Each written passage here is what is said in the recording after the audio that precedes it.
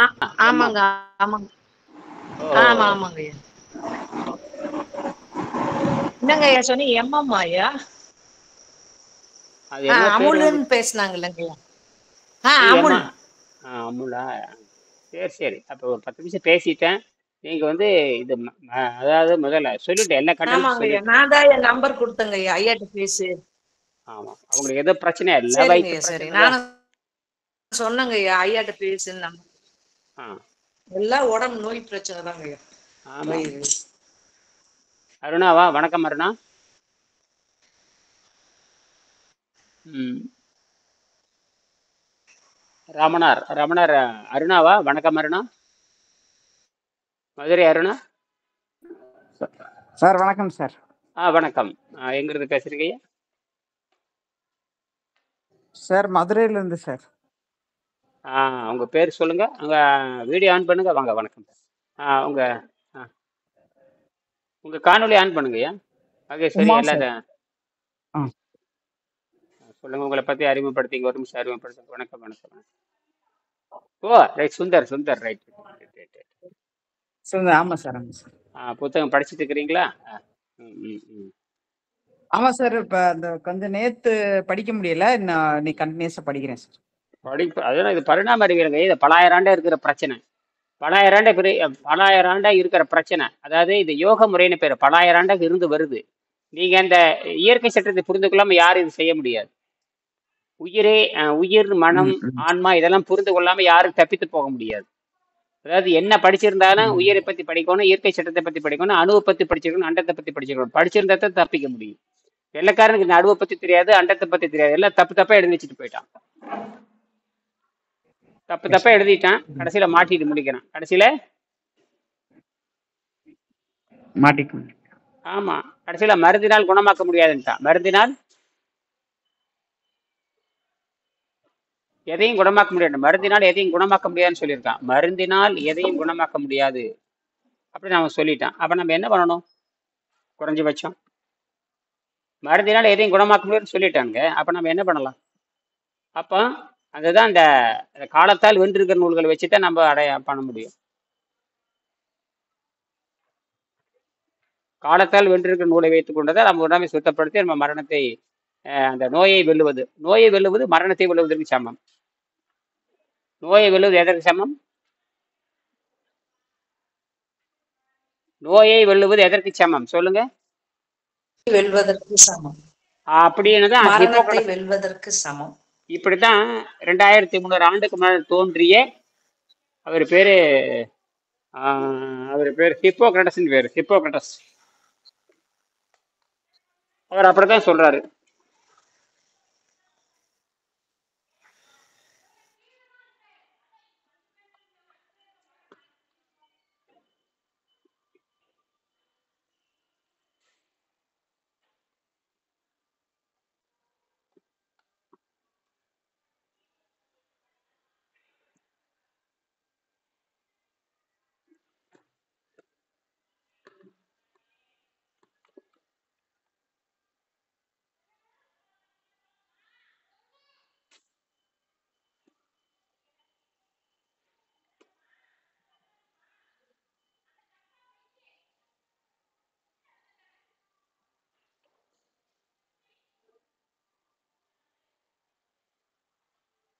பேசுறது கேக்குதுங்களா?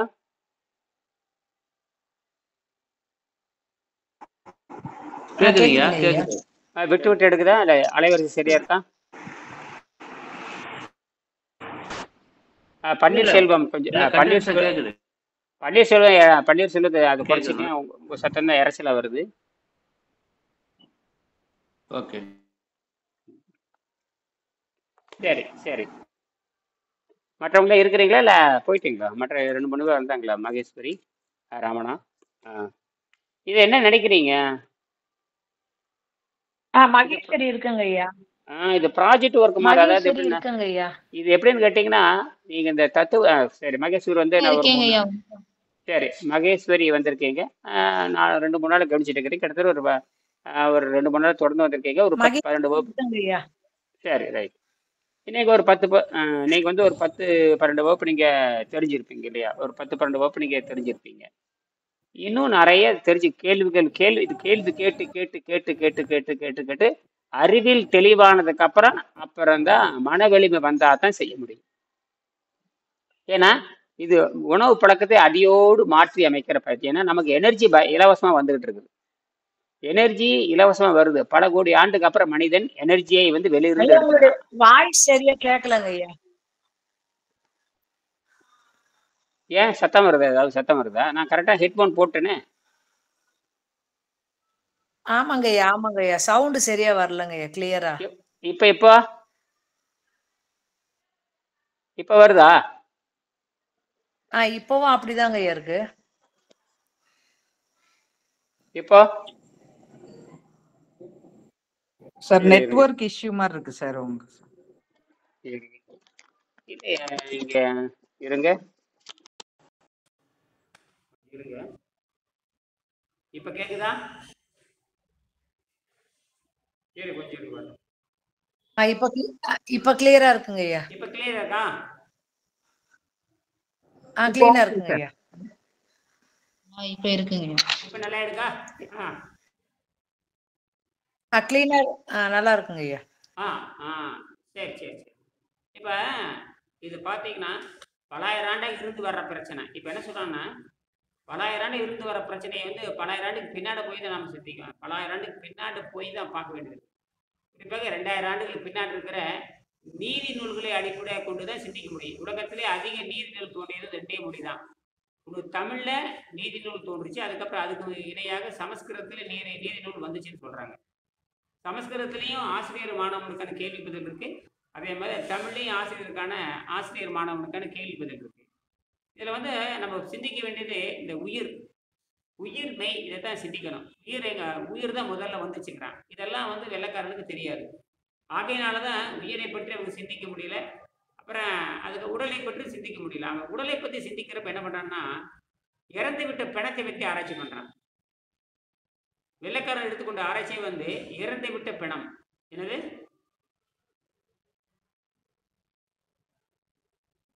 எதை வச்சு ஆராய்ச்சி பண்றான்? இறந்து விட்ட பிணம். அருணா வந்திருக்கீங்க, வெரி குட் வெரி குட்.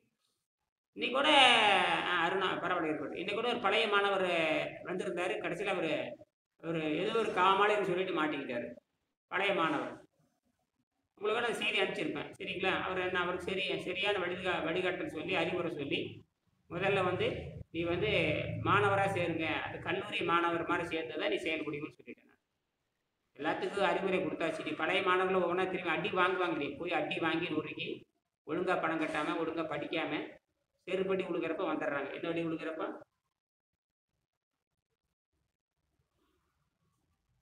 ஆசிரியர் சொல்வது கேட்காம இஷ்டப்படி போய் கண்டபடி போய் கெடுத்துக்கிட்டு கடைசியில் கண்ணு கட்டதுக்கு அப்புறம் சூரிய நமஸ்காரங்கமா வர்றாங்க. வரட்டும் யாரையும் மாறி மறப்போம் மன்னிப்போம், எல்லாத்தையும் மறப்போம் மன்னிக்கொண்டு போயிட்டே இருக்க வேண்டியதுதான்.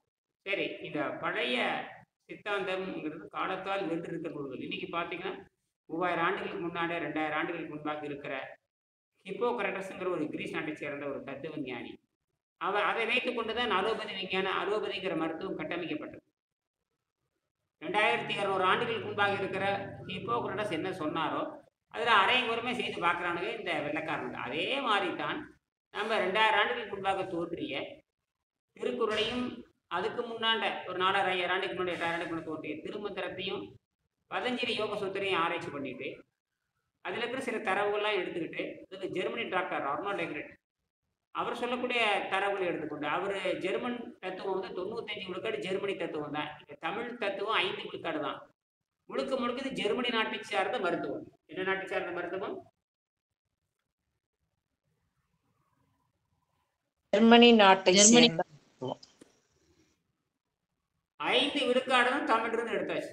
5 விழுக்காடு தான். அப்படின்னா அப்ப இந்தியாவில் இதுக்கு சம்பந்தமே இல்லைன்னு அர்த்தம்.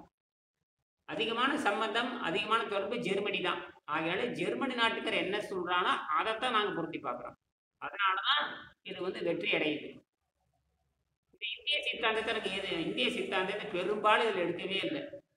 வெறும் 5 விழுக்காடு இந்திய சித்தாந்தத்தை எடுத்தது. ஆனால் இதுல எங்க எடுத்துக்கிட்டேன்னு கேட்டீங்கன்னா, வணக்கம் ஐயா.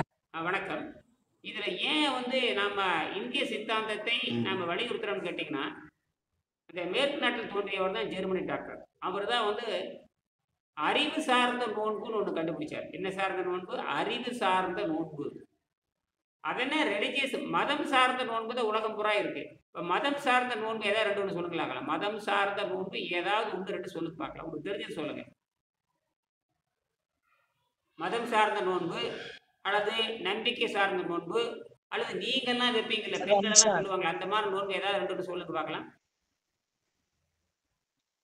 விரதங்கள் விரதங்கள் நோன்புனா விரதம். அந்த மாதிரி உங்களுக்கு தெரிஞ்ச ரெண்டு மூணு விரதம் சொல்லுங்களா பார்க்கலாம்.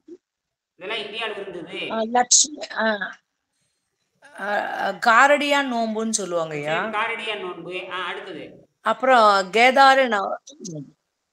சரி கேதார கௌரி விரதம்னுவாங்க ஐயா. கௌரி விரதம். அருமை. கௌரி விரதம். அப்புறம் சுமங்கலி சுமங்கலி விரதம். அப்புறம் சுமங்கலி பூஜைன்னுவாங்க பையா. சரி விரதம் விரதம் விரதம் அந்த விரதம் விரதங்களா. அப்புறம் கார்த்திகை விரதம். இப்பதான் சரியா வெள்ளிக்கிழமை விரதம் இருப்பாங்க ஐயா. கார்த்திகை விரதம். அப்புறம் அப்புறம் அப்புறம் இன்னும் கொஞ்சம்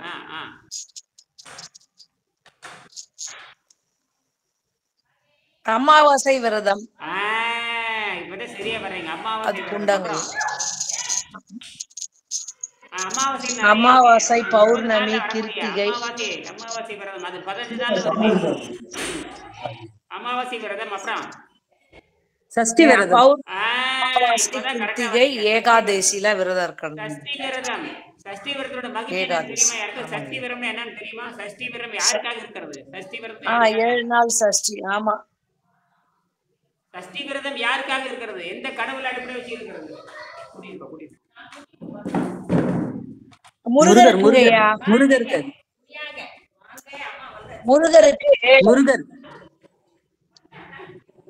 சவுண்ட் தாங்க கிளியரா இல்ல. இப்ப வரும் பாருங்க.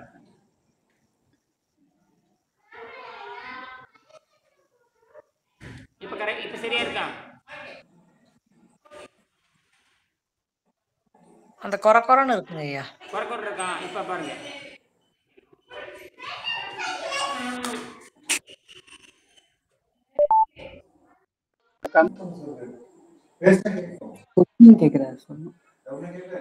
இப்போ இப்ப கேக்குதா? இப்ப கேக்குது. இப்ப தெளிவா இருக்கா? நல்லா கேக்குதுங்க. இப்ப ஹெட்போன் தெளிவா இருக்கு.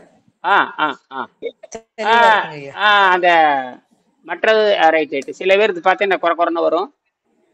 சரி பரவாயில்ல.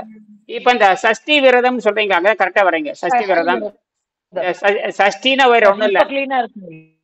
சரி சரி. சஷ்டி விரதம் யாருக்காக இருக்கிறது தெரியுமா உங்களுக்கு? யாருக்காக, எந்த கடவுள் அடிப்படை கொண்டு சஷ்டி விரதம் இருக்கிறாங்க?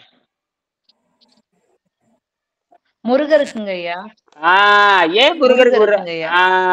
7 நாள். அந்த 7 நாள் விரதம் யாரு பெரும்பாலும் கடைபிடிப்பாங்கன்னா பெண்கள் கடைபிடிப்பாங்க. சரியா? சரி, அது எதற்காக அப்படி இருக்கிறது சொல்லுங்க பார்க்கலாம். அந்த என்ன வரம் வேண்டி, அந்த என்ன வரம் வேண்டி, எந்த வரத்திற்காக, எதை நோக்கி, எந்த தவத்திற்காக, எந்த வரம் வேண்டி அந்த முருகனுக்கு நோன்பு இருப்பாங்க? பெண்கள் எதுக்காக வரம் இருப்பாங்க சொல்லுங்க பார்க்கலாம். பெண்கள் எதற்காக விரதம் இருக்கணும்? நோக்கம், பெண்களுக்கு நோக்கம் என்ன சொல்லுங்க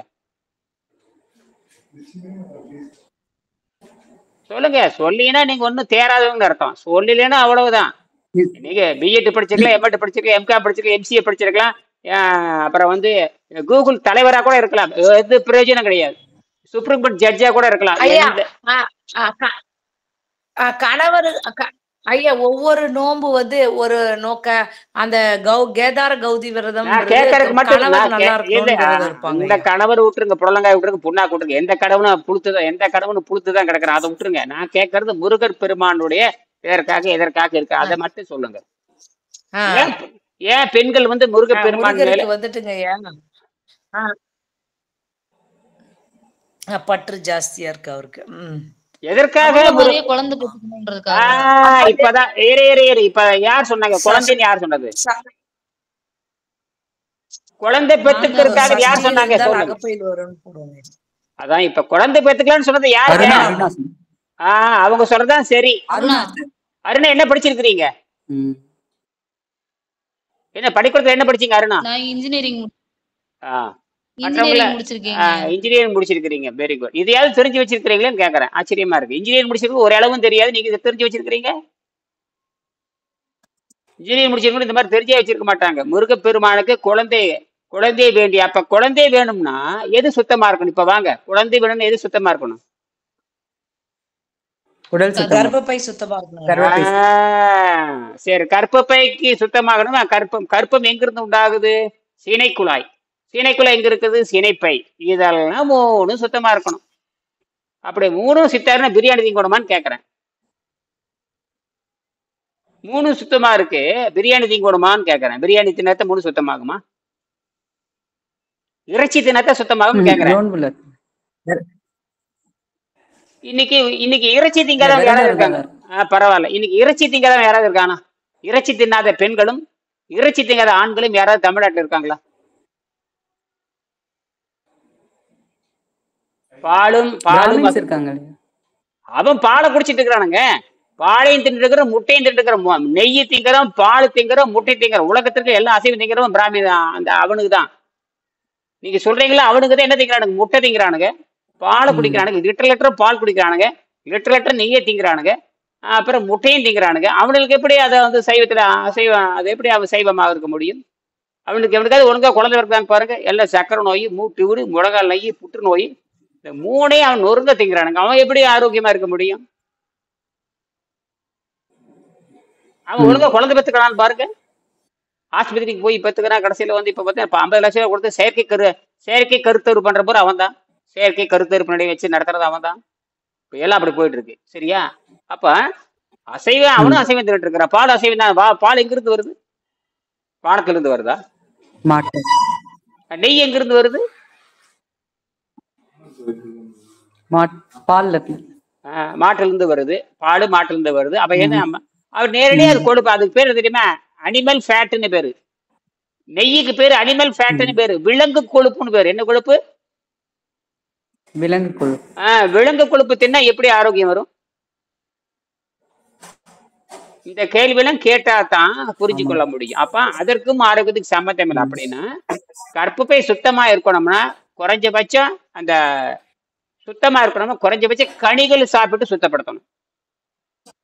அதனாலதான் முருகனுக்கு கனிகள் கொடுத்தாங்க. கார்த்திகை கனிம்பாங்க. கார்த்திகை மாதம். அவங்க பின்னாடி யாரும் சத்தம் வந்துகிட்டே இருக்கு. கொஞ்சம் யாரு? சரஸ்வதியா? சரஸ்வதி நிறுத்துங்க. உங்களோட பின்னாடி சத்தம் வந்துட்டே இருக்குதுமா. இப்ப தெளிவா இருக்கா? சரி, இப்ப நேரம் வருவோம். மகேஸ்வரி அருணாக்கு வருவோம். சரி, அவ்வளவுதாம்மா. அப்ப பழங்காலத்துல இருந்தே அந்த தவம் செய்து, இதுக்கு பேர் தவம்னு சொல்லுவாங்க. அதை தவம் செய்து பெற்றதும்பாங்க, தவம் செய்து பெற்ற பிள்ளைம்பாங்க. அப்ப அந்த உண்ணா நோன்புன்னு என்ன தெரியுமா? தீய பழக்கத்தை விட்டுட்டு நல்ல பழக்கத்தை பின்பற்றுதல்னு அர்த்தம். அருணா, தீய பழக்கத்தை விட்டுட்டு நல்ல பழக்கத்தை கடைபிடிக்கணும். அந்த நல்ல பழக்கத்தை தான் நம்ம சொல்ல வர்றோம் இந்த இடத்துல. இதுல வந்து ரொம்ப ரொம்ப நல்ல பழக்கம் வந்து நீர் விரதம். இந்த நீர் விரதம் அப்படிங்கிறது திருவள்ளுவரால் பரிந்துரைக்கப்படுவது. யோகிகள் மட்டுமே இந்த நீர் விரதத்தை பின்பற்ற. ஏன்னா எல்லா யோகிகளும் பிள்ளை பெற்றவங்க தான். எல்லா யோகிகளும் பிள்ளை பெற்றவங்க தான். எல்லா யோகிகளும் காமசூத்திரத்தை பத்தி எழுதியிருக்காங்க. திருவள்ளுவர் காமசூத்திரத்தை பத்தி எழுதியிருக்காரு. வாத்தியாச்சன் மகரிஷின்னு சொல்லுவாங்க, அவர் வந்து காமசூத்திரத்தை எழுதினார். அப்ப யோகிகள் தான் அந்த காமத்து பாலை ஒழுங்கா எழுதி வச்சாங்க, அது எப்படி தூய்க்க வேணுங்கிறதுக்காக. அப்ப அந்த அன்னப்பாதை பூரா தூய்மையா இருந்த பிறகுதான் குழந்தை பெற்றுக்கொள்ள வேண்டும் என்பதற்காகத்தான் பெண்கள் அனுபவம் அன்னைக்கு பூரா விரதம் இருப்பாங்க. நீர் விரதம் இருந்து கனியில சுத்தப்படுத்துவாங்க. அப்ப என்ன ஆகுனா, சினைப்பை சுத்தமாகும், சினை குழாய் சுத்தமாகும், கர்ப்பப்பை சுத்தமாகும், இந்த மூணு சுத்தமாகும். அப்ப அவங்க நீரை அடிப்படையாக அசைவத்தால தூக்கி எறிஞ்சிருவாங்க. அசைவம், சைவம், சாதாரண பலகாரங்கள் இதெல்லாம் சாப்பிடலாம் தூக்கி எறிஞ்சிட்டு நீர் விரதம் இருந்துட்டு ஆலையில் ஒருவேளை கனிகள் சாப்பிட்டு உடம்பு சுத்தம் முடியும். அப்ப என்னங்கன்னா, பழைய கழிவுகளை போய் துர்வாடைகள்லாம் போயிடும். அந்த கர்ப்பப்பிள்ளைக்கு அழுக்கெல்லாம் போய் சினைப்பை நல்லா சினைப்பையிலுக்கு சினை முட்டைகள், பெண்ணுக்கான சினை முட்டை உற்பத்தியாகி சினை குழாயில் இருக்கிற அடப்பெல்லாம் நீங்கி கர்ப்பப்பை சுத்தமானதுக்கு அப்புறம் அவங்க இணை சேர்க்க பண்ணுவாங்க. ஆணும் இருக்க வேண்டும். ஆணும் இதே மாதிரி நீர் பயிற்சி செய்து கனியில முடிக்கணும். இந்த மாதிரி 10-15 நாள் செய்கின்ற பொழுது என்னன்னு கேட்டீங்கன்னா ஆணுக்கும் ரத்தம் சுத்தமாகி விந்து கெட்டியா வரும். அதே போல பெண்களுக்கு இந்த மாதிரி 15 நாள் செய்கின்ற பொழுது அந்த சினை மட்டும் உறுதியா இருக்கும். அப்ப வயிறு காலியா இருக்கிறப்ப அவங்க இணை சேர்க்கை செய்யறப்போ தரமான குழந்தை உற்பத்தி ஆகும். இதை தாங்க கண்டுபிடிச்சாங்க. இதுக்கு பேரு சுத்த முறைன்னு பேரு. இதை தெரியாம தான் இந்த மாதிரி சுத்தப்படுத்தாதனால இந்தியாவில் இப்போ இந்தியாவில் பார்த்தீங்கன்னா, வெளிநாட்டில் தான் வந்து செயற்கை கருத்தரிப்பு நிலை வந்துருச்சுன்னா, இந்தியாவில் வேகமாக கருத்தரிப்பு நிலையம் பெருகிட்டே போகுது. அப்படின்னா யாரும் தன்னை சுத்தப்படுத்தலைன்னு தெரிஞ்சு போச்சு. அப்போ திருப்பி நம்ம பழைய வாழ்க்கைக்கு போயாக வேண்டும். நோயற்ற வாழ்வே குறைவற்ற செல்வம் 2000 சொல்லிக்கிட்டே இருக்கிறோம். ஆனால் யாரும் ஆங்கிலம் படித்தாலும் சரியே, சமஸ்கிருதம் படித்தாலும் சரியே, ஹிந்தி படித்தாலும் சரியே, அது அரசாங்கனுடைய அந்த பணத்தால் பின்னாடி பார்த்தீங்கன்னா ஒரு 22 மொழி இருக்கும். அந்த 22 மொழி படித்தாலும் சரியே, ஆரோக்கியம் மட்டும் கிடைக்க மாட்டேங்குது. இப்போ ஆரோக்கியத்தை கண்டுபிடிச்சாச்சு. அப்போ திருப்பி நம்ம காலத்தால் வென்றிருக்கிற நூல்களை வைத்துக்கொண்டு நம்ம இதை பார்க்கணும். எப்படி இன்னைக்கும் அலோபதி மருத்துவத்துக்கு அடிப்படையாக இருப்பவர் யாருன்னு கேட்டீங்கன்னா, இந்த ஹிப்போக்ரட்டாஸ் என்று சொல்லக்கூடிய கிரீஸ் நாட்டை சேர்ந்த ஒரு தத்துவ ஞானி. அவர் சொன்னது தான். அவரே என்ன சொல்லியிருக்காருன்னா, அடிக்கடி விரதம் இருந்து, எப்போ 2300 ஆண்டுக்கு முன்னாடி சொல்றாரு, கீரையும் தண்ணியும், அவர் கீரை தான் பச்சையில தான் சொல்றாரு, பச்சையிலையும் தண்ணீர் சாப்பிட்டு நோன்பு இருக்க வேணுங்கிறார். கடுமையான காய்ச்சல் வந்த நேரத்தில் நீங்கள் பட்டினி இருக்க வேண்டும். காய்ச்சல் இருக்கிற நேரத்தில் உணவை சாப்பிட்டால், காய்ச்சலுக்கு நீங்கள் உணவு சாப்பிட்றீங்க, காய்ச்சல் அதிகப்படுத்துறதுக்காக தான் சாப்பிட்றீங்களே தவிர காய்ச்சல் குணமாகாதுன்னு எழுதுறாரு. அதையெல்லாம் இந்த வெள்ளைக்கார முண்டங்கள் கைவிட்டானுங்க. யார் வைத்தியம் பண்றாங்களோ அவங்க கடவுளுக்கு சமம், யார் காப்பாத்துறாங்களோ மறுபிறவி. அதாவது ஒரு மனிதனுக்கு நோய் நீங்கிட்டா அவர் எழுதுறாரு, யார் எழுதுறாரு, இந்த ஹிப்போக்ரட்டஸ் எழுதுறாரு, யார் நோயை குணப்படுத்துறாங்களோ அந்த குணமாக்கினவர் வந்து மறுபிறவி எடுத்ததுக்கு சமம் எழுதுறாரு. ஒரு நோய் வருது, உங்களுக்கு குணமாயிடுச்சுன்னா நீங்க என்ன பிறவி எடுக்கிறீங்க? மறுபிறவி அப்படின்னு ஹிப்போக்ரட்டஸ் வந்து எழுதி வைக்கிறார். இந்த தத்துவத்தை மட்டும் பிடிச்சிக்கிட்டு மற்ற எல்லா தத்துவத்தையும் கோட்டை விட்டானுங்க இந்த இங்கிலாந்துல இருக்கிற அந்த விபச்சாரி முண்டங்கள். ஏன்னா அவன் தின்னு கெட்டவன். அவன் வந்து பாத்தீங்கன்னா வெள்ளைக்கார முண்டம், ஒரு பனிக்காட்டு மிராண்டின்னு பேரு. அவனுக்கு எந்த ஒழுக்கம், பண்பு, நாகரிகம் எதுவும் கிடையாது. காட்டு மிராண்டிகள் எழுதி வச்சதை தான் இன்னைக்கு நம்மளை பூரா சீரடிச்சுட்டானுங்க. கடைசியில 200-300 ஆண்டுகளாக இந்த காட்டு மிராண்டிகள் எழுதி வச்சு சட்டத்தை வச்சுட்டு அவர் தலைவர் சொல்றதெல்லாம் அந்த ஹிப்போக்ரட்டஸ் என்று சொல்ற தலைவர் சொல்லக்கூடிய தத்துவத்தை எல்லாம் கோட்டை விட்டுட்டு, பட்டினி இருந்து நோயை குணமாக்க வேண்டும், காய்ச்சல் வருகின்ற பொழுது பட்டினி போட வேண்டும், தண்ணீரும் மூலிகையை சாப்பிட்டு சுத்தப்படுத்த வேண்டும்ங்கிறதெல்லாம் விட்டுட்டு நோயை குணமாக்குகின்றவன் கடவுள் அப்படிங்கிறத மட்டும் எடுத்துக்கிட்டு மற்றெல்லாம் கோட்டை விட்டானுங்க. ஒரே ஒரு விழுக்காடு, 2 விழுக்காடு, 3 விழுக்காடு மட்டும் எடுத்துக்கிட்டு மிச்ச 97 விழுக்காடு அவர் சொல்றது எதையும் கடைப்பிடிக்கிறதுங்க. அவனுக்கு ஏதாவது பட்டினி இருக்கிறப்ப ஹிப்போக்ரட்டஸ் என்ன சொல்லியிருக்காருன்னு கேட்டால், பட்டினி இருந்தது நோய் காய்ச்சல் குணமாக்க முடியும், கடைமேட நோய் வந்துட்டா பட்டினி இருக்க வேண்டும் சொல்றதை எந்த வெள்ளைக்காரனாவது பின்பற்றனான்னு பாருங்க. எந்த வெள்ளைக்காரனாவது இங்கிலாந்து மருத்துவத்தை படிச்சுட்டு இந்தியாவை குட்டிச்சவராக்குற அந்த வெள்ளைக்கார மருத்துவத்தை படிக்கிற எவனாச்சு பட்டினி இருந்த நோய் நல்லாகும், புற்றுநோய் வந்தா பட்டினி போடுங்க, காய்ச்சல் வந்தா பட்டினி போட்டு குணமாகுங்க அப்படின்னு எவனாச்சும் சொல்றான்னு பாருங்க. 100 வருஷத்துக்கு கூட எவனாச்சும் சொல்லியிருப்பான். ஆனால் நாம் என்ன சொல்றோம், ஒரு ஆரோக்கியமான பிள்ளை வேணும்னாலும் சரியே, ஆரோக்கியமாக இருக்கணும்னு சொல்ல, ஆரோக்கியமாக இருக்க வேண்டும் என்று சொன்னாலே உணர்வு உள்ளவங்க, அறிவாளிகள், புத்திசாலிகள் பண்ணுவாங்கன்னா 10 நாளைக்கு ஒருக்கா, வாரத்துக்கு ஒருக்கா என்ன பண்ணுவாங்க, வயிற்றுக்கு ஓய்வு கொடுத்து அன்னைக்கு பூரா நீர்விரதம் இருப்பாங்க. நீர்விரதம் இருந்து அப்புறம் ஒரு சைவ உணவு சாப்பிடுவாங்க. சைவ உணவு தான் சாப்பிடுவாங்க. நீர்விரதம் இருந்து அந்த காலத்துல ரொம்ப குறைதான் காய்கறி, கீரைகள் தான் இருக்கு. இந்த மாதிரி நான் நினைக்கிற மாதிரி பலகாரம், இட்லி, தோசை, மைசூர் பாக்கு, லட்டு, ஜிலேபி, போண்டா பாச்சு இந்த கருமாந்திரம் எதுவுமே கிடையாது. இந்த கருமாந்திரம் இந்த 50 ஆண்டுக்குள்ள வந்த கருமாந்திரம் தான். எல்லாம் அதை திங்காதவன் யாரும் கிடையாது. தின்னு உடலை பெருத்து அழுகி போய், இடுப்பு பெருத்து, தொப்பை பெருத்து, கற்பப்பை அழுகி போய், ஆண்களுக்கு மலட்டுத்தன்மை வந்து இன்னைக்கு மலட்டுத்தன்மை பயங்கரமா பெருகி போகுது. எவன் உட்காந்து வேலை செய்யறானோ, எவன் 3 வேலை 6 வேலை திங்கிறானோ அவனுக்கு அத்தனை பேருக்கு மலட்டுத்தன்மை வந்துருது. சென்னையில எங்க பார்த்தாலும் செயற்கை கருத்தரிப்பு நிலையும் வந்துகிட்டே இருக்குது. இதுக்கெல்லாம் காரணம் என்னங்கிறீங்க? எல்லாம் மலடாயிட்டானுங்க. என்ன ஆயிட்டானுங்க? பெண்களும் மலடு, ஆண்களும் மலடு. குழந்தை பெற்றுக்கிறது கூட மூணாவது இன்னொரு பெண்ணை பிடிக்கிறாங்க. இவனு புருஷனும் தகுதி இல்லை, பொண்டாட்டின்னு தகுதி இல்லை, யாரோ ஒரு பொம்பளை பிடிச்சி அவளுக்குள்ள உள்ள செலுத்தி அவளுக்கு ஒரு பணத்தை கொடுத்து போட்டு அவர்கிட்ட இருந்து குழந்தை. அப்படி என்ன அது குழந்தை? இப்ப தாயாரு தகப்பனாரு ஒரு இடமும் தெரியாது. ரிஜிஸ்டர்ல வேற பண்ணிக்கலாம். இது அப்பனுக்குது, விந்து வந்து அப்பனுது, முட்டை வந்து ஆத்தாளுதுன்னு சொல்லுவாங்க. ஆனா யாரு பெத்தது? யாரோ பெத்தது. இப்படியெல்லாம் போயிட்டு இருக்குது. அப்ப இதுக்கு என்ன அழுத்தம் கேட்டீங்கன்னா, எல்லாம் இயற்கைக்கு எதிராக போய்விட்டது. அப்ப இனிமேல் அலோபதி நம்பி கோவிந்தா தான். என்ன அறுவை சிகிச்சை பண்ணுவானுங்க, அவ்வளவுதான் பண்ணுவானுங்க. அப்படின்னா இயற்கை சட்டத்தை புரிந்து இப்பதான் என்ன சொல்றானுங்கன்னா, உடம்பு தன்னைத்தானே குணப்படுத்திக் கொள்கிறதுன்னு ஒரு அலோபதி விஞ்ஞானம் கண்டுபிடிச்சிருக்கானுங்க 2016ல. அதுக்கு பேர் ஆட்டோ பேக்கின்னு சொல்லுவாங்க. ஆட்டோ பேக்கினா வேணும் தெரியுமா அர்த்தம்? தனக்குத்தானே சாப்பிட்டு கொள்ளுதல் அந்த அர்த்தம். பேக்கின்னு சாப்பிட்டு கொள்ளுதல். ஆட்டோனா கிரேக்க எழுத்து, கிரேக்க தத்துவம். ஆட்டோனா கிரேக்க சொல்லு, பேக்கிங்கிறதும் கிரேக்க சொல்லுதான். ஆட்டோ பேக்கினா தனக்குத்தானே சாப்பிட்டு கொள்ளுதல், அல்லது தமிழ்ல தனக்குத்தானே மருத்துவம் செய்து கொள்ளல். திருவள்ளுவர் வந்து 2000 ஆண்டுக்குள்ள தனக்குத்தானே மருத்துவம் செய்யலாம்னு எழுதியிருக்காரு. தன்னோய்க்கு தானே மருந்துன்னு எழுதுறாரு. தன்னோய்க்கு வணக்கம் வணக்கம் வணக்கம். இப்ப புரியுதா? தானே மருந்து. அப்படின்னு 2000 ஆண்டுக்குள்ள சொல்லியிருக்காரு. அது மட்டும் இல்ல, உண்ணாது நோற்பர் பெரியர்னு எழுதுறாரு. 108வது பாடம் 120ஆம் பாடம் நினைக்கிறேன். உண்ணாது நோற்பர் பெரியர், பிறர் சொல்லும் இன்னாச்சல் நோற்பாரின் பின். யாரு கடும் சொற்களை பொறுத்து கொள்றானோ அவன் தான் உண்ணாது நோற்பாரை விட மேலானவர் எழுதுறாரு. உண்ணாது நோற்பாரெல்லாம் பெரிய விஷயம் இல்ல.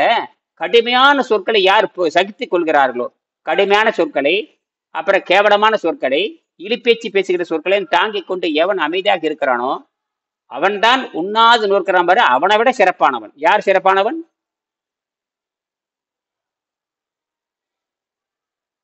உண்ணாது நோற்பார் பெரியர். உண்ணாது நோற்கனை விட யார் உண்ணாது நோற்பானை விட யார் பெரியவர்?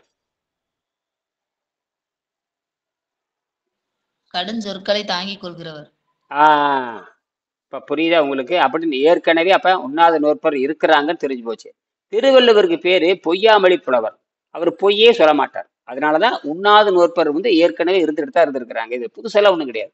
இப்ப அவங்க என்ன தீய உணவு பழக்கத்தை விட்டவர்கள், அதாவது மரணத்தை தருகின்ற, மலட்டுத்தன்மை தருகின்ற, பிச்சை எடுத்து வாழுகின்ற தன்மை தருகின்ற, அதெல்லாம் விட்டு ஒழிச்சவங்க தான் உண்ணாத நோற்பர் பெரியார்.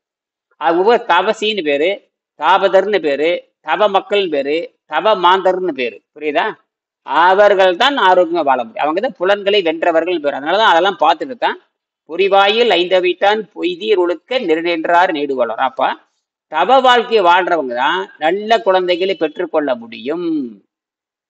யாரு பெற்றுக் கொடுக்க முடியும்? தப வாழ்க்கையை வாழ்றவங்க தான் நல்ல குழந்தைகளை பெற்றுக்கொள்ள முடியும். அங்கதான் நான் திருப்பி வர்றேன். அதுக்குத்தான் 2000 ஆண்டுகளுக்கு முன்பாக இருந்த அந்த உயரிய சொற்களை ஆராய்ச்சி பண்ணி வெங்கடேசன் என்கின்ற விஞ்ஞானி, அவர் வந்து 1939 பிறந்தார். நல்ல வேலை திருக்குறளை வந்து பாடத்துல வச்சிருந்தங்காட்டி நம்ம திருக்குறளை படிக்கிறோம். நிறைய தமிழ் இருக்கிற இலக்கிய நூல்கள், குறிப்பாக சித்திர இலக்கியமும் நம்ம பாடத்துல கிடையாது. ஏன்னா இப்ப தமிழே தமிழ்நாட்டுல படிக்கிறது இல்லை. தமிழே தமிழ்நாட்டுல படிக்கிறது இல்லை. அது மட்டும் இல்லை, இந்தியாவில யாரும் தாய்மொழி படிக்கிறது இல்லை. இந்தியாவில எல்லா 22 மாநிலம் 30 மாநிலம் இருக்குது. யாரும் தாய்மொழி கல்வி படிக்கிறது இல்லை. தாய்மொழி கல்வி படிக்காதனால இந்தியா அழி நாடாக மாறிவிட்டது. ஆணும் இல்லாம பெண்ணும் இல்லாம வெள்ளைக்காரனுக்கு சேவல் செய்கின்ற, வெள்ளைக்காரனை போடுகின்ற எலும்பு துண்டுக்கு ஆசைப்பட்டு நம்ம என்ன பண்ற, தாய்மொழி கல்வி புறக்கணிச்சிட சாபக்கேடு. நமக்கான மருத்துவத்தை தெரியாம போச்சு. திருப்பி நம்ம என்ன பண்றோம், ஆராய்ச்சி பண்ணுகின்ற பொழுது கடைசியில தமிழ்ல வந்து சேருது. இனிமேல் வேறு வழி இல்லை. தமிழ் உச்சரிப்பு தெரிந்தவர்கள் மட்டும்தான் இதை செய்ய முடியும். அப்ப தமிழ் உச்சரிப்பு வந்து ரொம்ப எளிமையானது. இந்த புத்தகத்தை பார்த்தீங்கன்னா எந்த தமிழ் புத்தகத்தையும் வந்து எழுத்து கூட்டி படிச்சிடலாம். தமிழ் உச்சரிப்பு தெரிந்த யாருமே, ஒரு குழந்தை கூட, ஒரு 6 வயசு குழந்தை 7 வயசு குழந்தை தமிழ் உச்சரிப்பு மட்டும் தெரிஞ்சதுன்னா தமிழ் புத்தகத்தை படித்து விடும். ஆனால் அதே 6 வயசு குழந்தை 7 வயசு குழந்தை ஆங்கில உச்சரிப்பு தெரிந்த அந்த குழந்தை எந்த ஆங்கில புத்தகத்தையும் எழுத்து கூட்டி படிக்க முடியாது. ஆங்கில உச்சரிப்பு தெரிந்த யாருமே ஆங்கில புத்தகத்தை எழுத்து கூட்டி படிக்க முடியாது. ஏன்னா அதுக்கு இலக்கணத்தனமற்றது. அதனாலதான் அது கிளாசிக்கல் லாங்குவேஜ் கிடையாது. ஆனா வந்து பிசினஸுக்காகவோ, வயிற்று பொழப்புக்காகவோ, பிறரை ஏமாற்றுவதற்காகவோ, பிறர்கிட்ட அடிமையா இருப்பதற்காக தான் ஆங்கிலம் பரப்பப்படுகிறது. ஆங்கிலம் ஏன் பரப்பப்படுதுன்னு கேட்டீங்கன்னா, வெள்ளைக்காரனுக்கு நிரந்தர அடிமையாக இருக்கு. உலகமே வெள்ளைக்காரனுக்கு அடிமையா இருக்குன்றதுக்காக தான் என்ன பண்றாங்க, இந்தியா போன்ற நாடுகள், ஆசிய நாடுகள்ல வந்து அந்த ஆங்கிலத்தை பரப்பி மீண்டும் மக்களை அடிமையாக்க வேண்டும் என்பதற்காக இந்த ஆங்கிலத்தை பரப்பிட்டே இருக்காங்க. ஆனா மேற்கு நாட்டு இருக்க பாருங்க, ஐரோப்பா நாடுகளில் எவனும் ஆங்கிலம் படிக்கிறது இல்லை. எல்லாமே அவன் நாட்டுல தாய்மொழியில தான் சிந்திக்கிறானுங்க, தாய்மொழியில தான் கண்டுபிடிக்கிறாங்க. அதனாலதான் குவாண்டம் பிசிக்ஸ் வரைக்கும் வந்துட்டானுங்க. அட்வான்ஸ்டு கம்ப்யூட்டர்லாம் அவன் தான் கண்டுபிடிக்கிறான். குவாண்டம் பிசிக்ஸ் அவன் தான் கண்டுபிடிக்கிறான். என்டாங்கல்மெண்ட் கண்டுபிடிக்கிறான், சூப்பர் பொசிஷன் கடிக்கிறான், இந்த மாதிரி ஹைசன்பர்க் வர்றாரு, ப்ரூக்லி வர்றாரு, வில்ஸ்மோர் வர்றாரு, போல்ஸ், யாரோ பெரிய பெரிய விஞ்ஞானிகள வர்றாங்க. ஐன்ஸ்டீனுக்கே புத்தி சொல்ற அளவுக்கு விஞ்ஞானிகள் வந்திருக்கானுங்க. காரணம் அவன் தாய்மொழி சிந்திக்கிறனால தான். இந்தியாவில் தாய்மொழி சிந்திக்கிறவர் யாருமே இல்லை. ஒரே ஒருத்தர் தான் தாய்மொழி சிந்திச்சாரு. அவரை சர் சி வி ராமன். அவர் தாய்மொழி சிந்திச்சு காட்டி தான் நோபல் பரிசு வாங்கினார். சர் சி வி ராமன் எதுல சிந்திச்சாரு? சர் சி வி ராமன் எந்த மொழியில சிந்திச்சாரு? தாய்மொழியில. தாய்மொழியில சிந்திச்சு என்ன வாங்கினாரு?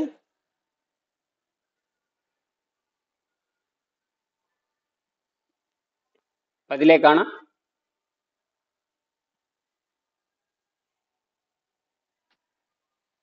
பேசுறது யாருக்கு புரியலையா? சரியா கேக் விட்டு விட்டு கேக்குதுங்க ஐயா. விட்டு விட்டு கேக்குதா? இல்லைங்க ஐயா, ஸ்பீச் சரியா வரலங்க ஐயா. நான் காலை ஹெட்போன் போட்டிருக்கேன், தெளிவா வரலையா? என்ன ஆச்சரியமா இருக்கு.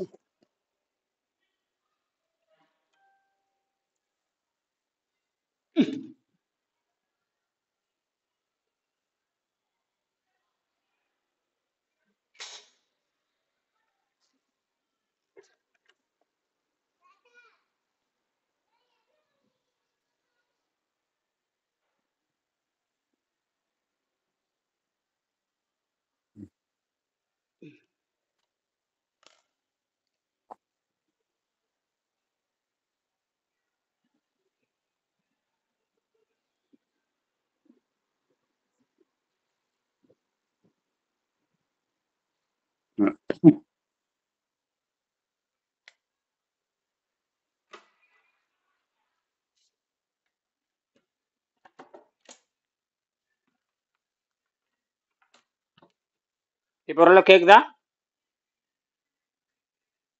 இப்போ கேட்கலையா? கேக்குது.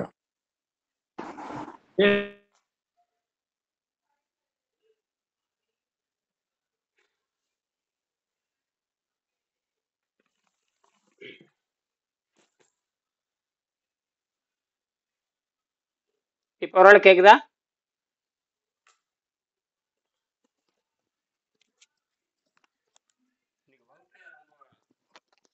தகராறு. இன்னைக்கு வகுப்பு ரொம்ப தகராறு இருக்கு. இப்ப கேக்குதா?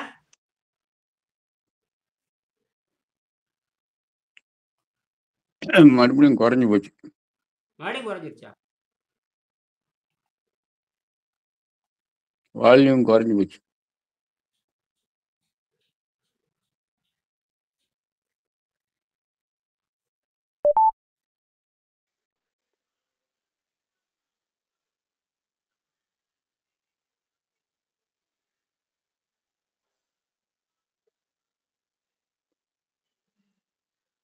இப்ப கேக்குதா?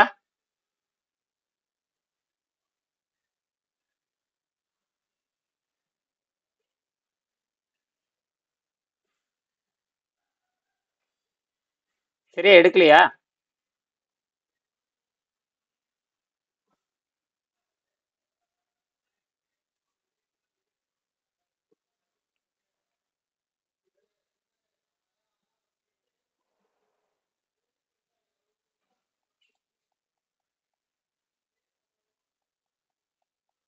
யாராவது பேசுங்க, கேக்குதான்னு பாப்போம்.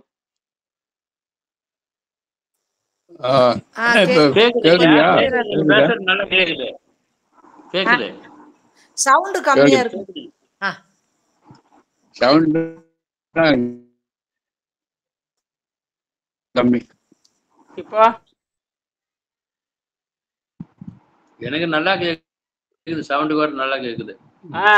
சரி சரி சரி சரி சரி. சில இடத்துல உங்களுக்கு ஏதாவது பிரச்சனையா இருக்கும்னு தெரியல. நான் பேசுறது யாருக்கு தெளிவா இருக்கு? யாரோ ஒருத்தருக்கு தெளிவா இருக்கா? நீங்க பேசுறது தெளிவா வருது.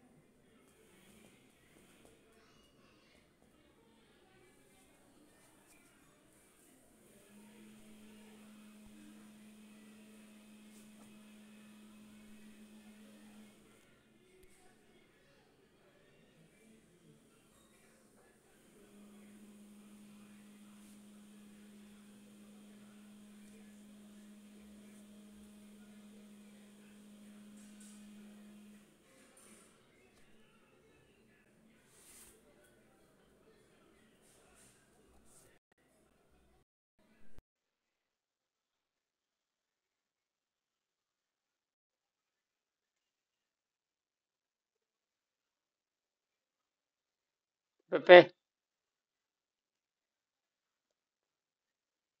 சிக்னல் காணுமா கிடைக்கலையா? வந்துட்டாங்க ஐயா. வந்துட்டாரா? இப்போ கேட்குதா ஓரளவுக்கு? கேக்குதுங்க. ஆ கேக்குது. நல்லாவே கேக்குதுங்க, நல்லாவே கேக்குது. மறுபடியும் மறுபடியும் போட்டிருக்கேன். ம். சரி, இன்னும் ஒரு 5 நிமிஷம் பேசும். மணி 8:37 ஆகி போச்சு. சரியா? அதனால அந்த புதுசாக வர்றவங்களுக்கு தான் நான் கொஞ்சம் புரிய வைக்க வேண்டியது இருக்குது. அதாவது இப்போ அருணாவுக்கு கொஞ்சம் புரியுது. இப்போ புதுசாக அவங்க ஒருத்தர் வந்துட்டு போனாங்க, சுந்தர். சுந்தர் ஒரு ஐயா சுந்தர் சொல்லி வந்திருந்தாங்க ஒருத்தர். அவங்களுக்கு எது சந்தேகம் இருந்தால் நீங்கள் அது கேட்கலாம். அந்த புத்தகத்தில் இருக்கிற சந்தேகம் இருந்தால் நீங்கள் கேட்கலாம். ஆஹ் அந்த சுந்தர் சிபாரிசு பண்ணவர் இருக்கிறீங்களா? ஆமாம், அவங்க எதாவது சந்தேகம் பண்ணுறது கேட்கலாம். சரி, நீங்களே கேளுங்களா. சரஸ்வதிக்கு எதாவது சந்தேகம் இருக்கா? அல்லது அருணாவுக்கு எதாவது சந்தேகம் பண்ணுறத கேளுங்க ஐயா. அருணா, நீங்களே ஆரம்பிங்க. அருணா, ஐயா ஏதோ ஒரு வணக்கம் ஐயா. நீங்கள் ஆரம்பிங்க. அது பரவாயில்ல. ஏதாவது கொஞ்சம் விட்டு விட்டு எடுக்குது. உங்களுக்கு ஏதாவது இந்த பாடத்தில் ஏதாவது ஒன்று படிங்க.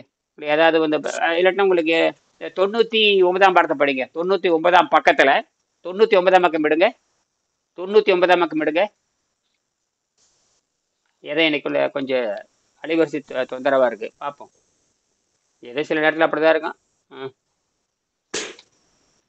99ஆம் பக்கம் எடுங்க. அந்த 99ஆம் எடுத்துட்டேங்க பக்கத்தில் ஐயா.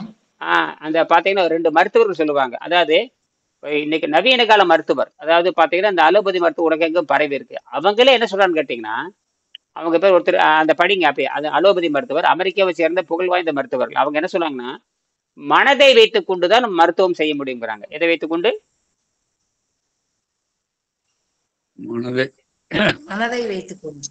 ம், மனம்ங்கிறது சாதாரண விஷயம் அல்ல. அது பல கோடி ஆண்டே இருந்து வருகின்ற பயிற்சி. அது அதாவது 6ஆம் அறிவு, 5 அறிவை தாண்டி 5 அறிவோடு பகுத்தறிவு. 5 அறிவு வந்து 5ஆம் அறிவு தான் இருக்குது. 6 அறிவு வளருகிறது. பிறக்கிறப்ப எல்லாத்துக்கும் 5 அறிவு தான். அதுக்கப்புறம் 6ஆம் அறிவு வருகிறது. 6ஆம் அறிவு வருகிறது. இதுல பாத்தீங்கன்னா மைண்ட் ஃபோர்ஸ்னு ஒண்ணு இருக்கு. என்ன ஃபோர்ஸ்? Mind force.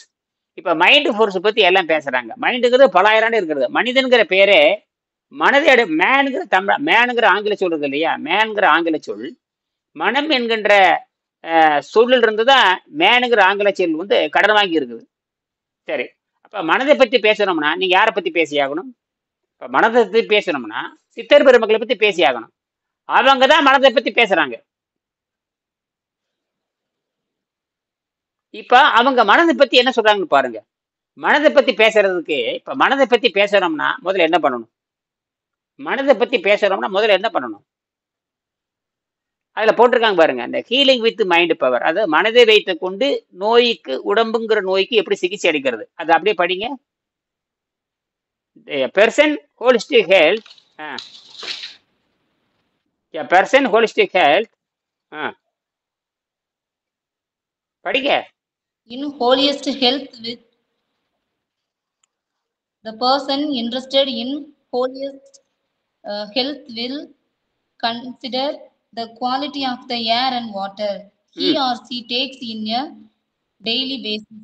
ம் They are the important part of your diet.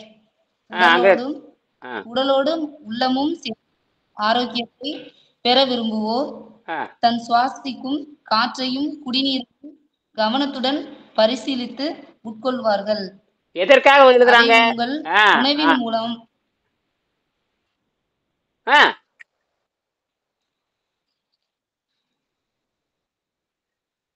சொல்லுங்க.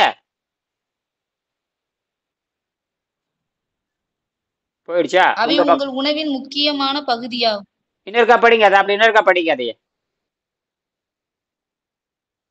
உடலோடு உள்ளமும் சேர்ந்த ஆரோக்கியத்தை பெற விரும்புவோர் தான் சுவாசிக்கும் காற்றையும் குடிக்கும் நீரையும் கவனத்துடன் பரிசீலித்து உட்கொள்வார்கள். அவை உங்கள் உணவின் முக்கியமான பகுதியாகும். அதோட நிறுத்துங்க. என்ன புரியுதுன்னு சொல்லுங்க. இப்ப எல்லாத்துக்கும் விளக்கம் சொல்லுங்க பார்க்கலாம். என்ன புரியுது அதை வந்து நல்லா புரிஞ்சுக்குங்க. தலைப்பு என்ன தலைப்பு வச்சிருக்கிறாரு அந்த டாக்டர் ஆர்னால்ட், அந்த டாக்டர் ரிச்சர்ட் சாமிஸ் என்ன தலைப்பு வச்சிருக்காரு? என்ன தலைப்பு வச்சிருக்கிறாங்க? சொல்லுங்க, யாருங்க அந்த புத்தகத்தோட தலைப்பு என்ன? என்னடா மறந்துட்டீங்களா? கையில புத்தகம் யார் வச்சிருக்கிறீங்க? மகேஸ்வரி புத்தகம் வச்சிருக்கிறீங்களா? சரஸ்வதி புத்தகம் வச்சிருக்கிறீங்களா? கேசவன்,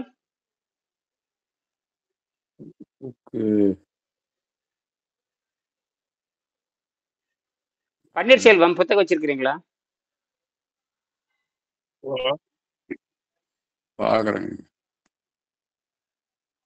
புத்தகம் வச்சிருக்கணும் ஐயா. வகுப்பு எடுக்கிறப்ப டக்குன்னு புத்தகம் வச்சிருக்கணும் ஐயா. அப்பதானே அது பொருத்தமா இருக்கும். வகுப்புக்கு வந்தவங்க புத்தகம் இல்லாம எப்படி வரலாம்னு கேக்குறேன். புத்தகம் இல்லாம எப்படி வரீங்க? பள்ளிக்கூடத்துக்கு வரீங்க, புத்தகம் வரலாமா? எங்க அருணா படிக்கிறீங்களா?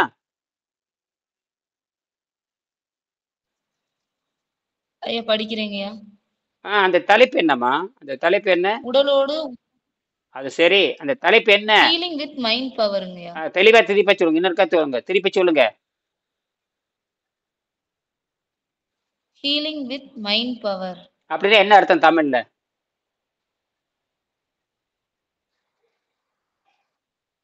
ஹீலிங் வித் மைண்ட் பவர்னு என்ன அர்த்தம்? அதுக்கு பேரு யாரு தெரிஞ்சவங்க சொல்லுங்க. மனதை வைத்து சரி செய்யறதுங்க. சரி, மனதை வச்சு சரி செய்யறாங்க. ஆனா என்ன சாப்பிட சொல்றாங்க?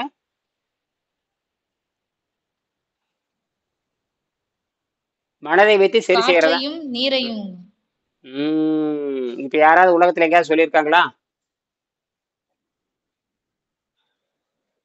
இல்லங்கய்யா. இப்ப புரியுதா? ஒரு வெள்ளைக்காரன் சொல்லிட்டு நமக்கே தெரியுது. யார் சொல்லி தெரியுது?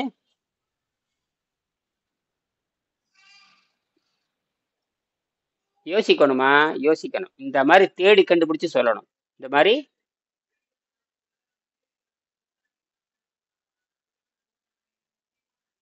நான் பேசுறது கேக்குதாமா?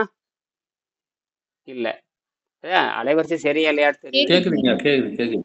இல்ல, தாமதமா வருதே, உடனுக்குடன் வரலையே. அப்ப ஏதோ தகராறு நடக்குது. அதே இப்ப இன்னைக்கு வகுப்பு ரொம்ப மோசமா இருக்கு. அலைவரிசை சரியாதனால இன்னைக்கு வகுப்பு ரொம்ப ரொம்ப மோசமாக இருக்கிறது. ஏதோ ஒரு சமயத்துக்கு இந்த எக்கோ வருது. மற்றபடி ஜெனரலா நல்லா இருக்கு. எக்கோ வருது ஒரு சில சமயம், குவாயிங்னு சொல்லிட்டு. நானும் 3 இடத்த மாத்திட்டு நானு இங்க வந்து ஆப்டிக்கல் ஃபைபர் கேபிள் தான் போட்டிருக்கேன். அது பக்கத்தால கொஞ்சம் 2 அடி, அது ஒரு 10 மீட்டர் வரைக்கும் எடுக்கும். கிட்டத்தட்ட ஒரு 10-20 அடி வரைக்கும் எடுக்கும். ஏதோ தகராறு இன்னைக்கு போய் தொலைஞ்சு போங்க. முக்கியமான சப்ஜெக்ட் இன்னைக்கு. ஏன்னா பெண்கள் நிறைய வந்திருக்காங்க இன்னைக்கு. அந்த சஷ்டி விரதத்துல ஆரம்பிச்சு, அமாவாசை விரதத்துல ஆரம்பிச்சு, கௌரி விரதத்துல ஆரம்பிச்சு, எங்கெங்கேயோ போய் கடைசியில வந்தாச்சு. கடைசியில ஹீலிங் வித் மைண்ட் பவர், மனதை வைத்துக் கொண்டு சிகிச்சை அளிக்கின்ற முறை. சரி, மனதை வைத்துக் கொண்டு சிகிச்சை அளிக்கும் முறைக்கு எங்க வர்றீங்க? நேர நீரையும் காற்றையும் பரிசோதிக்கிறாங்க. அப்ப உணவு எங்க போச்சு? இங்க மாவு எங்க போச்சு? கொழுப்பு எங்க போச்சு? புரதம் எங்க போச்சு? இட்லி எங்க போச்சு? தோசை எங்க போச்சு? புரோட்டா எங்க போச்சு? குருமா எங்க போச்சு? வெஜிடபிள் பிரியாணி எங்க போச்சு? சட்னி சாம்பார் எங்க போச்சு? இதெல்லாம் எங்கம்மா போச்சு அருணா?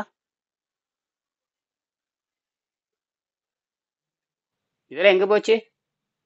சொல்றது வெள்ளைக்காரன். ஒரு அமெரிக்கா 2 வெள்ளைக்காரன் சொல்றான். அமெரிக்கா வெள்ளைக்காரன் புரிஞ்சு போச்சு. ஓ, இது பலாயிராண்டா இருந்து வருதுங்கிற பயிற்சி முறை. இப்ப திருப்பி எங்க போறீங்க? காலத்தால் நிலைத்திருக்கிற வேதங்கள், காலத்தால் நிலைத்திருக்கிற நூல்களை வைத்துக் கொண்டு நம்ம என்ன பண்றோம்? பயிற்சியை தொடங்குறோம். இதுக்கு யாராவது சந்தேகம் இருக்கா? ஆமாங்கய்யா. இப்ப சந்தேகம் கேட்கலாம். இப்ப கேளுங்க, இப்ப சந்தேகம் கேளுங்க. இப்ப அதோட படிச்சுட்டு இதுல சந்தேகம் கேட்கலாம். அது என்னங்க? மனதை வைத்துக் கொண்டு, மனது வேற, தண்ணீர் வேற. மனம்ங்கிறது எங்கேயோ இருக்குது, எங்க இருக்குன்னு நமக்கு தெரியாது.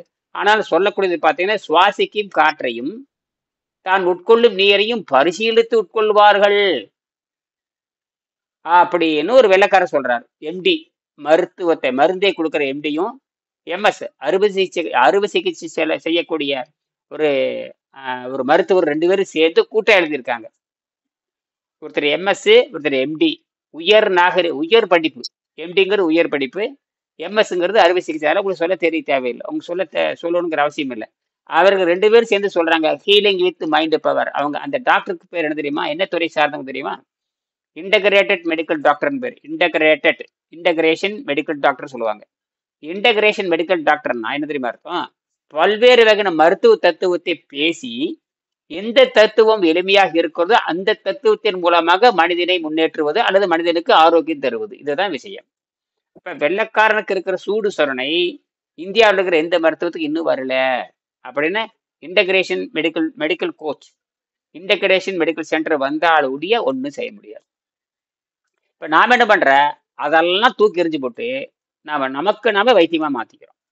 அதாவது சஷ்டி விரதம்னு எப்படி சொல்றோமோ அதே மாதிரி இப்ப ஆட்டோ பேகி தனக்குத்தானே சாப்பிடல்னு பேரு, தனக்குத்தானே கிருமிகளை சாப்பிட்டுக் கொள்ளுதல். அதுக்கு தான் அவங்க சொல்றாங்கன்னா வயிற்றுக்கு ஓய்வு கொடுத்தல்னு பேச்சாங்க.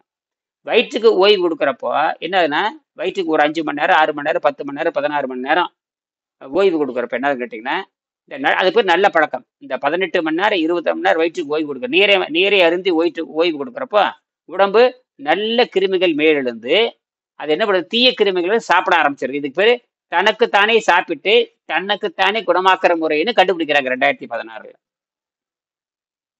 கண்டுபிடிச்சு நோபல் பரிசை வாங்கிட்டாங்க.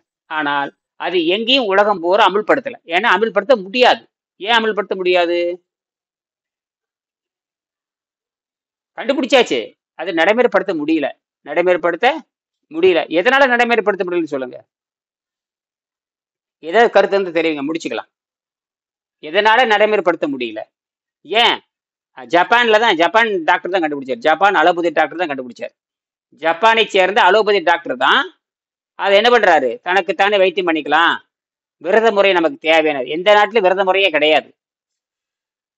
தொடர் விரத முறை ஏதோ ஒரு அந்த மதத்தின் பேரால் ஒரு நாளைக்கு இருப்பாங்க, 2 நாளைக்கு இருப்பாங்க, 30 நாளைக்கு இருப்பாங்க. இந்தியாவில் சுத்தமா விரத முறையே கிடையாது. பழங்காலத்துல சஷ்டி விரதம் இருந்தது, அமாவாசை விரதம் இருந்தது, ஆடி விரதம் இருந்தது, மாரியன் நோம்பி விரதம் இருந்தது, ஐயப்பன் நோம்பி விரதம் இருந்தது, கௌரி பூஜை இருந்தது, கௌரி விரதம் இருந்தது, எத்தனையோ விரதம் இருந்தது. எல்லாம் கைவிட்டாச்சு. இப்ப திருப்பி எங்க போறீங்க? பழங்கால முறைக்கு போறீங்க. ஒரு நன்மை பயக்கும் என்றால் நன்மை கிடைக்கும்னா, நன்மை நமக்கு நன்மை என்ன கிடைக்கணும்னா யார் சொல்லியிருந்தா தான் என்ன, அது எக்காலத்தில் தோன்றியதான் என்ன, நம்ம அது என்ன அங்க போய் நம்ம எடுத்து நன்மை செய்யணும். பழங்காலத்துல சொல்லப்பட்டதுங்கிறக்காக புறந்தள்ள முடியுமா? அப்ப பழங்காலத்தில் சொல்லப்பட்ட நூல்கள் தான் உண்மையா இருக்கு. பழங்காலத்தில் சொல்லப்பட்ட நூல்கள் தான் காலத்தால் வென்று இருக்கிற நூல் தான் உண்மையை சொல்லுது. சரிங்களா அருணா?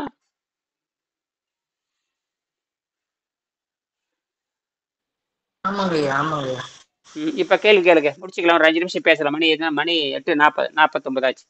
8:50க்கு முடிச்சுக்கலாம். ஒரு நிமிஷம். இன்னைக்கு சரியா இல்லை, வகுப்பு இன்னைக்கு சரியா இல்லை, அந்த அலைவரிசை சரியா இல்லை, விட்டு எடுக்குது. சந்தேகம் இருந்தா கேளுங்க. சரி, அலைவரிசை இல்லாதனால எனக்கு ஒரு சந்தேகம். போயிட்டு போகுது, அது விட்டு போகுதுங்க. வர்றது வரட்டு நிறுத்தலாம், 2 நிமிஷம் நிறுத்திடலாம். கேளுங்க அருணா, கேளுங்க. ஐயா கேக்குது. காலையில வந்து கிட்னி அஃபெக்டா இருக்கிறவங்களை எப்படி சரி பண்ணலாம்னு சொல்லி பேசணுங்க இல்லையா? ஆமா, குணப்படுத்துறத பத்தி ஆமா மூலம். அப்ப அவங்க மருந்து எடுத்துட்டு இருக்காங்க, ஏதோ ஒரு மருந்து எடுத்துட்டு இருப்பாங்களே, அதை அப்படியே சடனா நிப்பாட்டினா எதுவும் ஆகுமா? ஒண்ணும் ஆகாது. மருந்துதான் மனிதனை சாவடிக்கும் ஆகி போச்சு. மருந்து மனிதனை சாகடிக்கும். மருந்து சாப்பிடுறவங்க நல்லா குணம் இல்ல.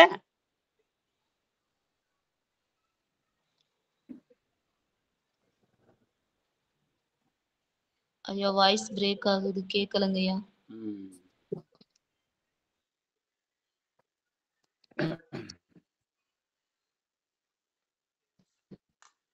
கேட்கலையாட்டு.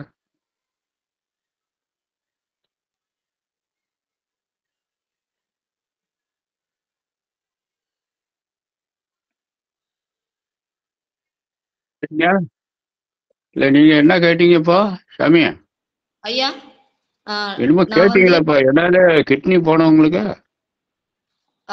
ஐயா நீர் மருத்துவம் மூலம் எப்படி சரி பண்ணலாம்னு காலையில பார்த்தோம் ஐயா, ஃபர்ஸ்ட் வகுப்புல. இப்போ கேட்டீங்க. அப்போ நீர் மருத்துவத்தின் மூலமா சரி பண்ணும்போது அவங்க டேப்லெட் எடுத்துட்டு இருக்காங்கன்னு வச்சுப்போம், இல்ல வேற ஏதாவது எந்த மருந்தாக வேணாலும் இருக்கலாம், எடுத்துக்கிட்டு இருக்கத நிப்பாட்டிடலாமான்னு கேட்குறீங்க? அது கொஞ்சம் கொஞ்சமா நிப்பாட்டிக்கலாம். அவங்களுக்கு மனசுல தைரியம் வரணும். தைரியம் இருந்தா இந்த செகண்டே கூட நிறுத்திடலாம். தைரியம் இல்லாதவங்களுக்கு 1 நாள் 2 நாள் 1 மாசம் இப்படித்தான் தள்ளணும். தைரியம் இருந்தா இப்பவே கிடாவிடலாம். ஏன்னா அதனால எந்த பிரயோஜனமும் இல்லை. மைனஸ் பாயிண்ட் தான் வரும் ஒழிஞ்சு பிளஸ் பாயிண்ட்லாம் ஒன்றும் வராது மருந்தால. உடம்புக்குன்னு ஒரு நல்லது செய்யாது அந்த மருந்தெல்லாம். அது அது சரிதான். சரிதான், ஐயா சொல்றது கரெக்ட் தான். இப்ப நான் பேசுறது கேக்குதா? நிறுத்தணும்னா உடனே நிறுத்திப்படணும். இல்ல தைரியம் இல்லைன்னா கொஞ்சம் கொஞ்சமா நிறுத்திக்கலாம். கேக்குதுங்க, நீ பேசுறது நல்லா கேக்குது. காதுல மைக் வச்சுன்னா தான் கரெக்டா நல்லா கேட்கும். கேக்குது. அதான் நீங்க மருந்தை விட்டுடலாமா இதை விட்டுடலாமான்னு நேர்ச்சிக்கிட்ட பண்ணிக்கிட்டே இருக்க வேண்டியதான். மருந்தை அது மனசு சம்பந்தப்பட்டது. ஐயா சொன்ன மாதிரி அதை இப்பயும் விடலாம், 2 மாதம் கழிச்சும் விடலாம். அதனால ஒரு பிரயோஜனமும் இல்லை. சரி சரி சரி. இப்ப அதுக்கு ஒரே வழிதான், மருந்தை சாப்பிட்டால் பக்க விளைவு அழுத்தி வைத்து நோய் அதிகமாக்கும். மருந்து என்ன பண்ணும் கேட்டீங்கன்னா பக்க விளைவு அழுத்தி வைத்து நோய்களை அதிகமாக்கும் என்று மருத்துவமே சொல்லுது. நீங்க மருந்து சொல்றீங்க, அதே மருந்தை பத்தி சொல்றீங்க. அந்த மருந்து என்ன சொல்லுதுன்னு கேட்டீங்கன்னா, மருந்து என்பது பக்க விளைவை அழுத்தி வைத்து நோய்களை அதிகமாக்குவதில் மருந்து மாத்திரைகள் ஈடுபடுகின்றன. அந்த நம்பிக்கை என்பது முழு தவறுன்னு சொல்றாங்க மருத்துவ விஞ்ஞானிகள் சொல்றாங்க. மருந்தை பற்றி ஆராய்ச்சி பண்ணுகின்ற விஞ்ஞானிகள் என்ன சொல்றாங்கன்னா, மருத்துவர்கள் என்ன சொல்றாங்க கேட்டீங்கன்னா, மருந்து என்பது பக்க விளைவை அழுத்தி வைத்து நோய்களை அதிகமாக்கும் அப்படின்னு மருத்துவர்களே சொல்றாங்க. என்னது? மருத்துவர்களே 100ஆம் பக்கத்துல இருக்குங்கய்யா. அப்புறம் என்ன அப்படின்னா இப்ப இந்தியாவில் இருக்கிற மருத்துவர்கள் என்ன சொல்றாங்க? இந்தியாவில் இருக்கிற மருத்துவர்கள் என்ன சொல்றாங்க? மருந்து சாப்பிடுன்னு சொல்றாங்க. ஏன் மருந்து சாப்பிடுன்னு சொல்றாங்க? விஞ்ஞானிகள் என்ன சொல்றாங்க? விஞ்ஞானிகள் சொல்றதுக்கு நேர்மாறாக இந்தியாவில் நடக்கிறாங்க. விஞ்ஞானிகள் சொல்ற உண்மை என்பது வேறு, இங்க மருந்து சாப்பிடுதல் என்று சொல்றது வேறு. ஏன் இவங்க மருந்து சாப்பிட சொல்றாங்க? அப்படியே வச்சுக்கோங்க. மருந்து கம்பெனி எல்லாம் என்னத்துக்கு இருக்குதுன்னு தான். சரி, ரைட், அதுதான் உண்மை. இப்ப புரியுதா அருணா? புரிஞ்சுதுங்க. மருந்து கம்பெனிலாம் செத்து போடும் அப்புறம். சரி, ரைட், போது அவ்வளவுதான். அதுக்கு மேல போகுது. அடுத்தது அருணா. விதை இறக்கம் சொல்லி ஆபரேஷன் பண்ணிட்டாங்கன்னா அந்த குழந்தைங்களுக்கு என்ன மாதிரியான நோய் வர்றதுக்கு வாய்ப்பு இருக்குங்க? அது இப்ப பாத்தீங்கன்னா அது வாத நோய். அது பாத்தீங்கன்னா விரை வீக்கம், ஹெரண்யான்னு சொல்லுவாங்க. விரை வீக்கம் தானே. விரை வீக்கம் ஆண்களுக்கு வர விரை வீக்கம். அதாவது ஓதப்புட்டு, தமிழ்ல ஓதப்புட்டுன்னு சொல்லுவாங்க. புட்டு வீங்கிருச்சுன்னு சொல்லுவாங்க. ஓதப்புட்டுன்னா ஓதம்னா நீருன்னு அர்த்தம். அந்த நீர் விதைப்பையில இறங்கிடும். ஆணுடைய விதைப்பையில இறங்கி பெருசா பலாக்காயமா ஆயிரும். என்ன மாதிரி பெருசாயிரும். அவன் இனப்பெருக்கம் செய்ய முடியாது. அவன் என்ன பண்ண முடியாது? அன்ஃபிட். இனப்பெருக்கம் செய்ய முடியாது. முடிஞ்ச அவன் அழிப்பயல் தான். என்னது? என்ன பயல்?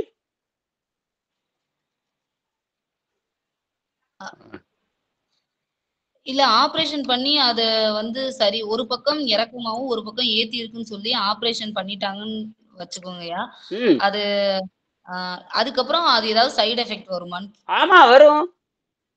என்ன மாதிரியான சைடு எஃபெக்ட் வரும்? அது என்ன வச்சிருக்காங்கன்னா, தற்காலிகமா அங்க இருக்கிற விஷத்தை மட்டும் எடுத்திருக்கிறாங்க. தற்காலிகமா அங்க இருக்கிற விஷ நீரை மட்டும் வெளியே எடுத்திருக்கிறாங்க. அந்த ஊறிட்டு இருக்கிற நீரை தற்காலிகமா அறுவை சிகிச்சை பண்ணி அந்த நீரை வெளியே எடுத்திருப்பாங்க. ஆனால் உடம்பெங்கும் அந்த விஷ நீர் இருக்கும். உடம்பெங்கும் அப்படியே தான் இருக்கும். மூளையிலும் இருக்கும், தண்டுவடத்திலும் இருக்கும், எல்லா இடத்துலயும் பரவி இருக்கும். அந்த விஷயத்தை முறையாக எடுக்கணும். அந்த வரிசை 4 பட கழுவி எடுத்ததுக்கு அப்புறம் தான் கடைசி சுத்தம் ஏற்படும். 4 பட. இவன் தற்காலிகம் என்ன பண்ணிருக்கிறான், அதை கிழிச்சு விட்டு அது பண்ணிட்டான். அது சைடு எஃபெக்ட் தருமே தவிர அவன் ஒரு நாளும் அவன் குழந்தை பெற்றுக்கிறதுக்கு வாய்ப்பு ரொம்ப குறைவு. குழந்தை பெற்றுக்கிறதுக்கான வாய்ப்பு ரொம்ப குறைவு. அது மட்டும் இல்ல, மருந்து மாத்திரைகளால உடம்பு கெட்டு போயிருக்கும், ரத்தம் கெட்டு போயிருக்கும்.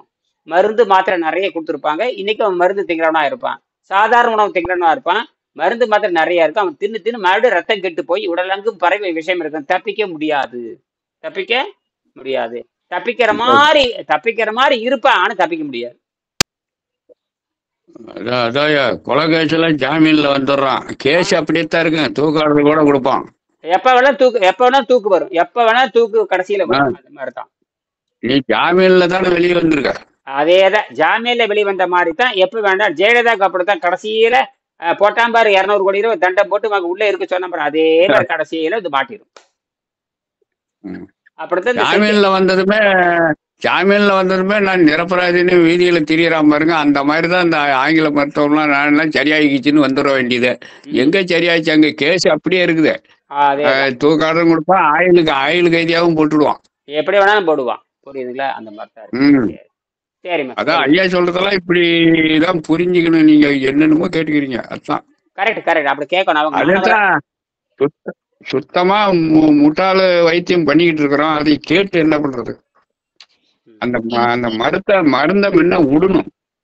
அது நல்லா எரிக்கி பிடிச்சிக்கிட்டு, மரத்தை எரிக்கி பிடிச்சிக்கிட்டு, மரம் என்ன பிடிச்சிக்கிச்சுன்னா அது மரம் என்ன பண்ணும்? மருந்த நீ பிடிச்சிக்கிட்டு அது எங்க உடனே பிடிச்சிது? நீ மருந்தை எரிக்கி பிடிச்சிக்கிட்டு விடமாட்டேங்குது, கிட்னி போச்சு அது போச்சுன்னா அதை விட்டா தானே நம்மள விடாது. அதுக்கு என்ன அப்படித்தான் நான் தப்பிச்சது. சரி, கரெக்ட். போதும் அவ்வளவுதான் விஷயமே.